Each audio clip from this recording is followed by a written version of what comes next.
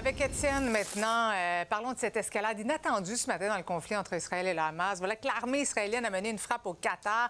Et là, le pays, bien sûr, dénonce ce geste. Absolument. Ça s'est passé à environ 2 heures et là, il y a énormément de réactions. Qatar qui dénonce vivement cette attaque sur son territoire. Vous voyez certaines images. On ne sait pas encore le bilan exact des victimes, mais on sait, en tout cas, parce que ça a été confirmé par Israël, que c'est une attaque qui a été menée par Israël, donc dans un autre pays, et qu'on visait des dirigeants du Hamas qui sont au Qatar, peut-être même un des négociateurs du Hamas dans ses négociations avec Israël pour la paix. Il se nomme Khalil Al-Hayya. C'était un des négociateurs principaux, ancien chef du Hamas.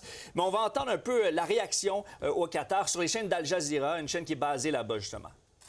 I'm afraid we're going to have to leave Nepal there because we have breaking news that's coming out from here, from the Qatari capital, where the Israeli military has confirmed that it's carried out a targeted assassination on Hamas. We've heard loud explosions here in Doha. Everyone was asking and wondering what has happened.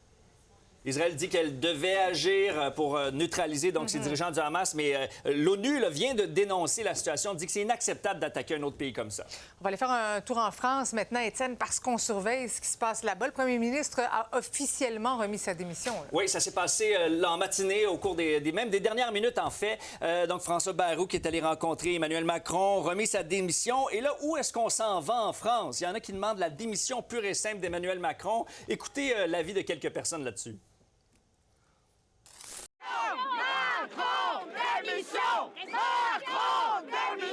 Même les gens qui ont des diplômes, qui s'investissent, qui travaillent, tout ça, ils n'arrivent pas à recueillir de quoi vivre décemment. Moi, ce que je souhaite, c'est non pas d'aller chercher une hypothétique destitution avec un président qui démissionnerait. Qui serait le président ensuite? Est-ce qu'on est sûr que... Enfin, je vois bien que les Insoumis sont persuadés que ce serait eux, mais ça pourrait être aussi l'Assemblée nationale.